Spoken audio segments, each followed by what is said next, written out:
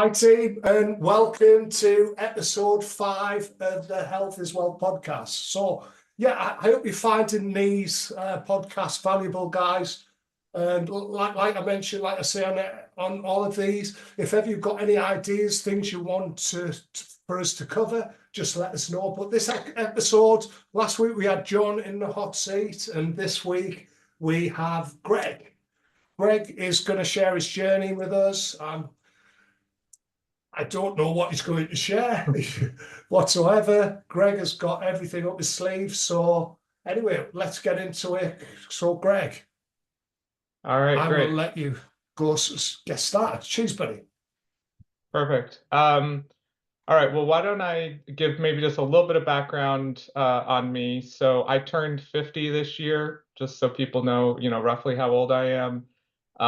Within that, John kind of talked last week about how his kind of weight fluctuated, kind of up and down over time. I was that way as well. So as a kid, I was kind of a, fat kid, if you will. My parents used the word husky. Me too. Me I too. don't really like that word, but that's cool. But anyway, like as I was, kind of growing up, wasn't particularly athletic or anything like that. Ended up focusing more on like academics and that kind of a thing. Had little periods where I would, like exercise or feel like I should sort of like get in better shape or eat well or that kind of stuff, but really didn't know what I was doing. Shortly before I got married, I did get into the gym for a little bit, lost some weight working with nutritionists who gave me like a, very specific meal plan to follow and things like that. But inevitably, after the wedding and things like that, then just things got busy at work, whatever, and so it's just been this like roller coaster, ever since, if you will, in the sense that I would, gain a bunch of weight, then, have periods where I'd lose weight, then, put it back on, and ended up, fast forward, 30 years, give or take, and ended up working with Craig a little over 2 years ago here within EBC. And as part of that, have just, for those of you who are interested, went from roughly 200-ish pounds. I'm at about 165 right now, give or take. And as part of that, also, the body fat kind of came down and so on. And just feel like I'm in a much better place right now in terms of this being kind of a sustainable thing over a long period of time. So, from my standpoint, at this point, it's less about this, kind of roller coaster ride, kind of getting off the roller coaster, if you will. And, from my standpoint, taking what I've learned over the last, 2.5 years at this point, and then kind of implementing it, hopefully for the rest of my life. We'll see kind of what the future holds here. But I do feel like, unlike some of the things that I did in the past, which worked for a certain period of time, but then ultimately weren't sustainable, I do feel like the things that I'm doing from a nutrition standpoint or from a fitness standpoint are now things that I can, hopefully stick with for an extended period of time. Excellent, excellent. And what would you say is like the challenges you've faced on your journey so far then, Greg? What would you say has been your biggest challenge? Yeah, I mean, I would say that early on, like part of it for me was sort of stubbornness. I mean, like John kind of described this a little bit last time as well, but when I started working with Craig, the first like 6 months on the program, I saw some results, but really not too much. Like I would say that the main thing that I gained was that I hadn't like lifted a weight really, kind of maybe similar to John. Like I hadn't like done weight training, in any meaningful way within my life. And so I did start to do that, liked it, actually found some satisfaction in that. But from a purely weight standpoint and, that sort of a thing, I didn't actually see that many results in the first 6 months. And when I looked back on that, like the reason for it is because I wasn't I was like logging my food, which was a good habit that I formed, but I wasn't really measuring it or being diligent about that. So, I think in practice, I was just like giving myself the benefit of the doubt where I'm like, oh, this big scoop of peanut butter is like 2 tablespoons or whatever. And in practice, it was probably like 5, or Yeah. whatever, right? Craig, had certain suggestions for, like in terms of like macros. I was like, well, as long as I hit my calories, it doesn't matter. And so I was like way under on protein in particular. And I was like, well, that doesn't really matter. And, like part of it, I would say in my case is that over the years, just through like stuff I had read, folklore, people you talk to, like whatever, like I had it sort of in my head that I'm like, oh, well, this is sort of how it works. And like, yeah, I know Craig's telling me this other thing, but I'm just going to basically keep doing things the way that I've always done them. And then I was like, maybe I should just listen to Craig. Like I'm paying him good money for like why would I ignore what he's saying? And then it's like all of a sudden the second 6 months, it was just like weights coming down, body weights coming down. I'm like, huh, this guy actually knows what he's talking about. So anyway, so like I think part of it was just like getting past this like Yeah. kind of baggage, if you will, like from the past in terms of just like, well, these are these like crash diet things that I've done before, or like, yeah, I know he says that protein matters, but like, does it really matter that much? Turns out it does. So anyway, I would say that was maybe one of the early hurdles that I had to get over. Cool, cool. And we spent a lot of time as well, like working on your metabolism and things like that, haven't we, Greg? Like diet breaks and Mhm. slowly reversing you out of that deficit. And you're on quite high calories now, aren't you? With obviously because you not only because you're doing a lot of activity, but Mhm. would you say you feel that your metabolism is working more optimally now to what it was like 2 years ago? Would you say? Absolutely. Absolutely. So yeah, so I mean, I think that was also one of the kind of, I mean, you hear people talk about like, well, you get older, your metabolism's going to slow down, things like that. I think I had kind of convinced myself that, oh, I must just, again, like, oh, I just can't eat very much, and if I eat anything, I'm just going to like gain a bunch of weight and things like that. To Craig's point, just for perspective, I don't remember exactly where I started. At the lowest number of calories, I would think it was like 1850, something like that for, a period of time. At the moment, I'm at like 3000. And, as part of that, to Craig's point, like I am a pretty active person in terms of like workouts and stuff at this point. But I would also say that a lot of it is just, kind of notching up, calories gradually, being smart about that with the diet breaks, all this kind of stuff. But, even at 3000 calories for me right now, which I would have thought was like some crazy high number, like my weight's been really steady for the last, I don't know how many months, at this point at, about 165 plus or minus a few pounds for the vagaries of, the scale from day to day. Excellent, excellent.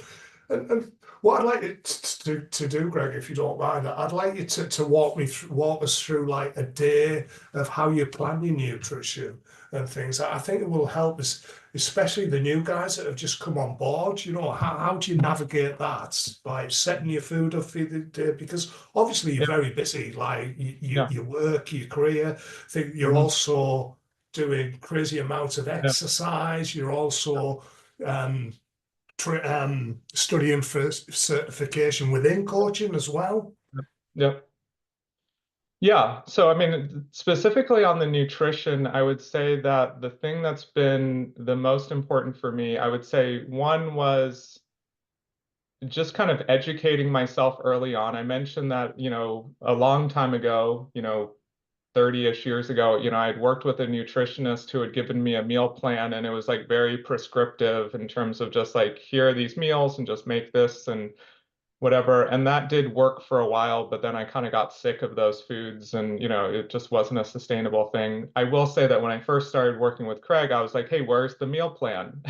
Whatever. He's like, there isn't one. Like, here I have these suggested recipes and stuff. So I do feel like there was an initial period where I had to kind of like just educate myself about what are different foods. Okay, if I'm going to increase my protein intake, for example, like what are my options, sort of around that, what works for me, that kind of stuff. And so that took a little while to figure out. There was like a little bit of trial and error with that.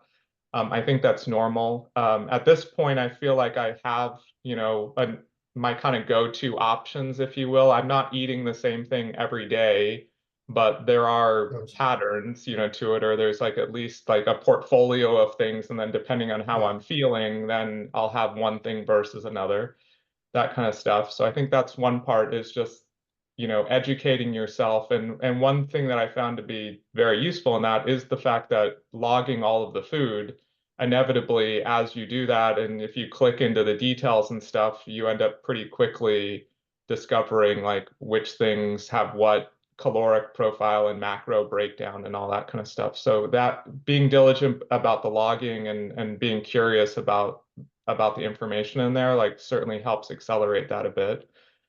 I would say that a second piece is really just it is a little bit of a hassle, honestly, to, like take a lunch to work every day and like things like that. But I've actually found it to be, very useful, in the sense that, at least for me, when I go to work, the night before or the morning of, it just depends on my schedule, I will, kind of prepare food, and I have like a little lunch box thing that I like put everything in, but I just log it in advance, right? So it's like as I put stuff into the lunch box, then I just like log it.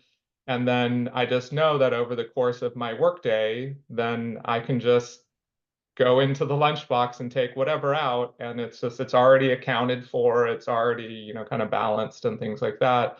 And then I just know that like I have that food, sort of available, as opposed to trying to somehow like figure it out all on the fly, which, at least for me, doesn't work as well. Like I think it's helpful for me to just like spend 10 minutes or something like that, either the night before or the morning of, and just try to like map things out, a little bit.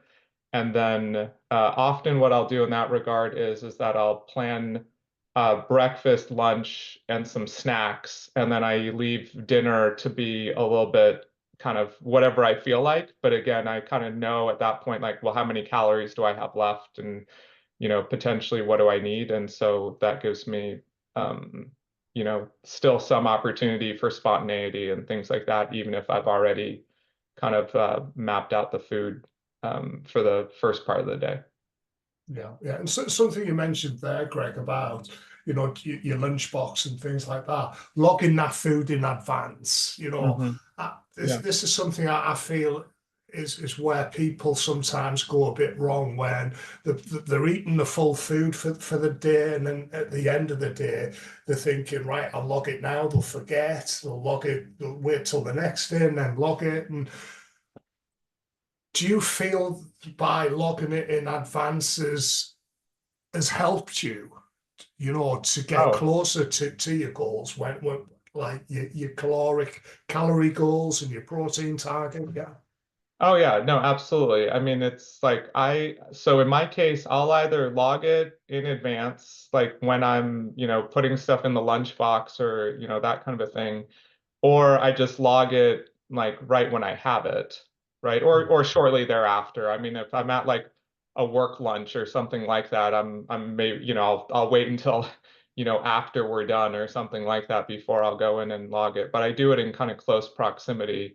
And for me, like that's for sort of two reasons. One is that if I get to the end of the day, it's very hard to remember like all the details of like what I had, what the quantities were, all this kind of stuff. And so it kind of goes back to what I was saying earlier about like, oh, well, I had some peanut butter, but like was it like 32 grams or was it 100 grams? Like, I don't know, like I'm just gonna guess, right? But like those things matter and they add up, kind of over the course of the day.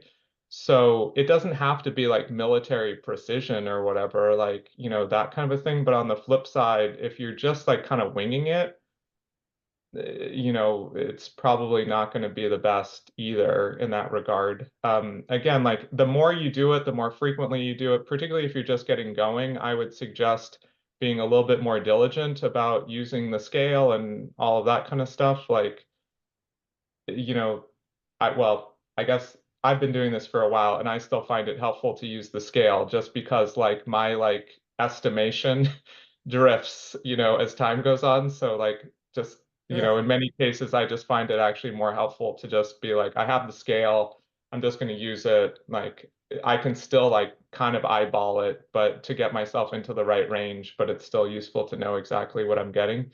But like the more you're measuring stuff, the more you're logging it, the more intuition you're going to build up around these things, such that when you're in situations where you can't measure or, you do have to do stuff more on the fly, like you just have more data and tools to do that based upon. So, Yeah. Okay. Okay. And last question, Greg. Thanks for sharing this. And any tips for the new guys that have just come on board when it comes to the nutrition side of things? Because I feel that the nutrition is the hardest part to master when it comes to time constraints and things like that. yeah, I mean, I think it just goes back to um, devoting a bit of time to planning, right? I mean, even if it's just like 5 minutes or something like that, like, and let's just say that taking a, a lunch bag or whatever to work is like not your thing, right? Still just like thinking for a little bit to just say, okay, what do I have going on tomorrow? Like, okay, I have a work breakfast and then, I'm going to be on my own for lunch. And then at night, I have a dinner out. Like, let's just say that that's like the scenario. Like, to the extent that you know where you're going to go, like, what might you want to order? Like, most places, a lot of restaurants these days, like, actually have their menus like online and things like that. So, like, rather than just picking when you get to the restaurant, like, actually pull up the menu in advance and say, okay, well, like even though I'm eating out, like here's what I'm going to do when I have breakfast at the work breakfast, like I'll order this thing and then, maybe I'll have this kind of for lunch. And then when I go out to dinner with my wife or whatever it is, and we're going to go to this restaurant, well, like here's maybe what I'll get then, right? Like you're not doing any food prep, you're not like doing anything, but you're still being mindful and at Yeah. least being kind of strategic and intentional about what it is you're going to have, as opposed to just like in the moment, it's like, oh, well, what looks good on the menu or, that kind of stuff. So I do feel like a little bit of planning just goes a long way. I'd also sort of say like with respect to nutrition, like just being mindful for yourself of like what's going to work for you and like how do you want to manage nutrition? And what I mean by that is there are some people that I know that just say, I don't really snack, I don't like to snack, things like that. I just like to have like 3 main meals and that's just kind of what I eat.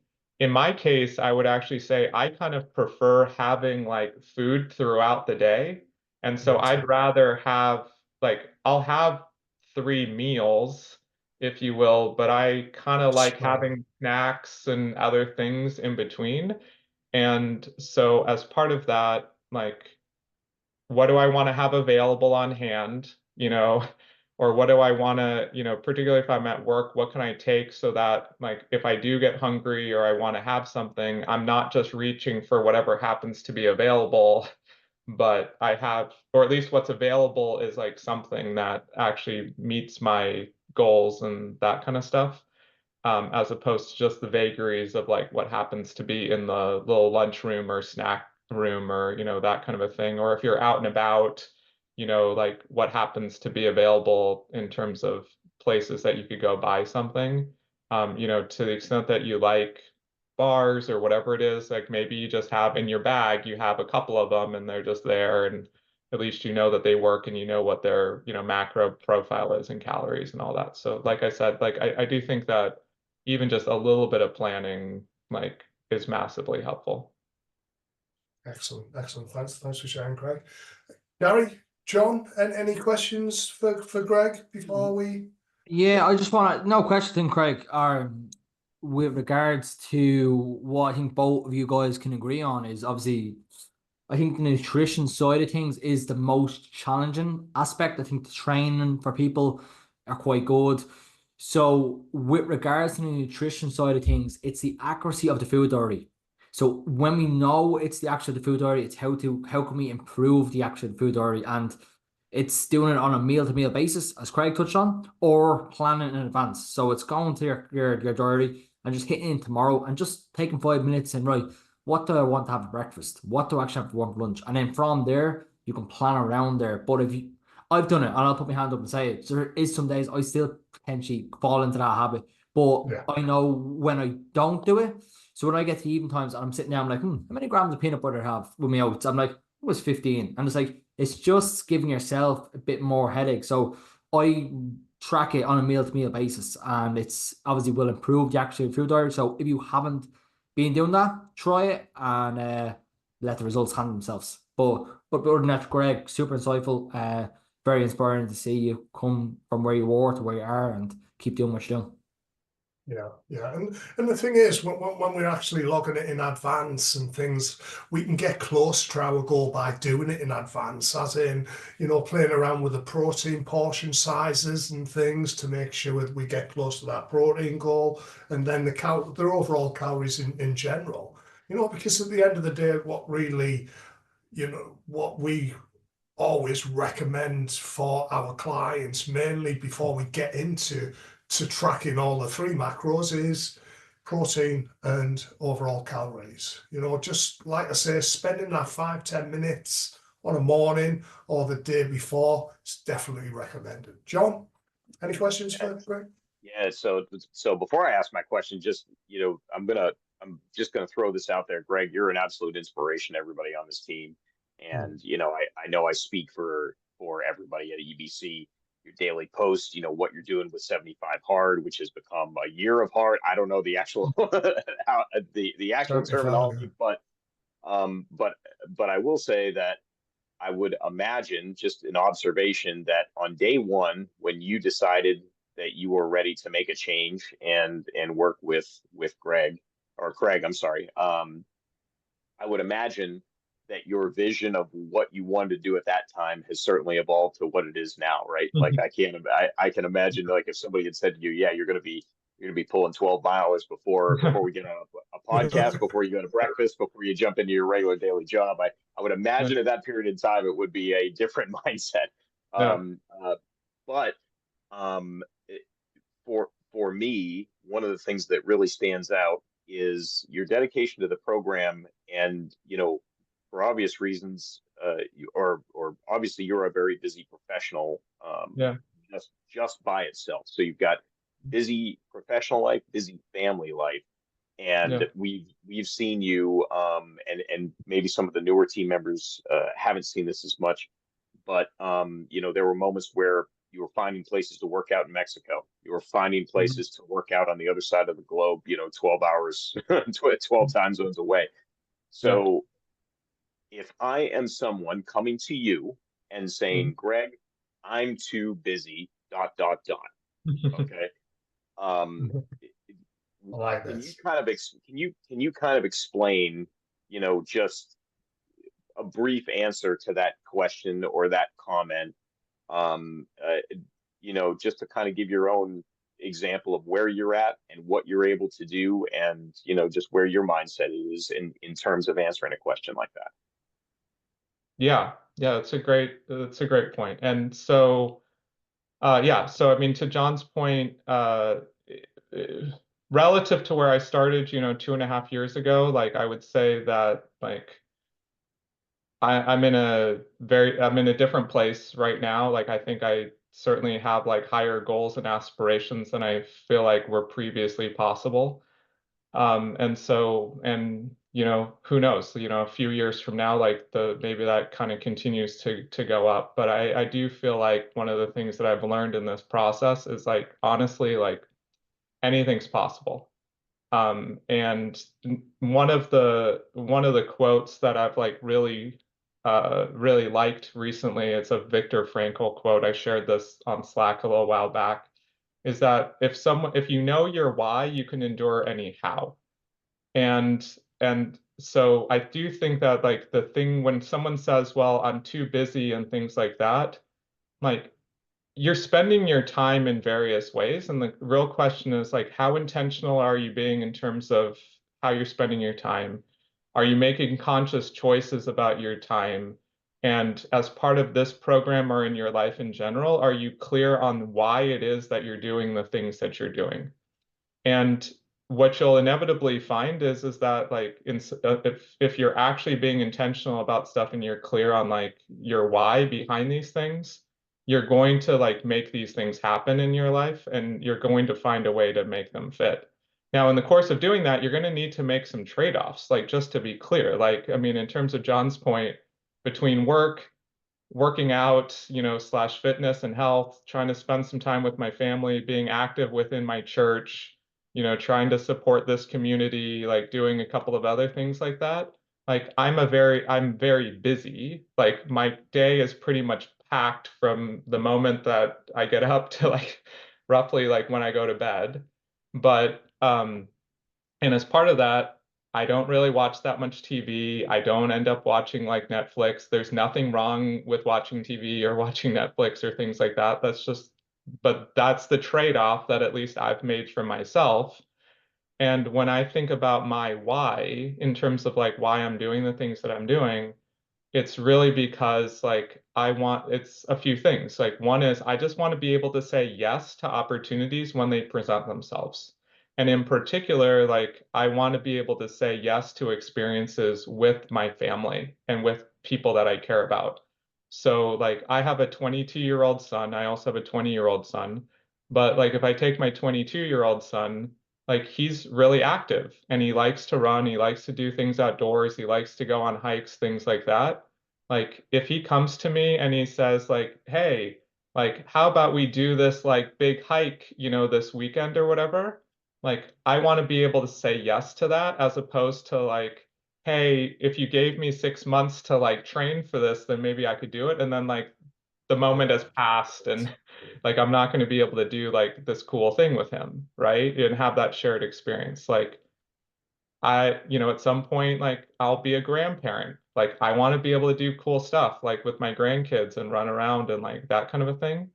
And so like all of these things from my standpoint are an investment, you know, kind of towards that, you know, sort of future in terms of just being able to do things and have those kinds of experiences in life. It does come with like certain, you know, kind of trade-offs, but I would just sort of say, like, people tend to find the time or make the time for things that like matter the most for them, but only if they're being intentional and making conscious choices around that kind of stuff, right? And as part of that, like, I think if you actually like, you know, look at any given day or things like that, and you kind of map things out, like, you know, there may be opportunities within your, you know, within anyone's life within this program where, you know, it's like, is that the highest use of your time, or is that thing that you're doing like aligned with your highest values? And if it's not, then you have the opportunity to make a different choice in terms of how you want to spend that time. I mean, one other thing that I'll just kind of quickly say is that I've actually found that for myself, you know, there's a delicate balance around this, but if you use kind of one other analogy that I'll just quickly share is, you know, if you think about like a truck in snow, you know, or something like that, if there's not a whole lot of weight in the back of the truck and you gotta go hit the gas, like the tires will likely spin, or they could, you know, be more likely to spin kind of in the snow.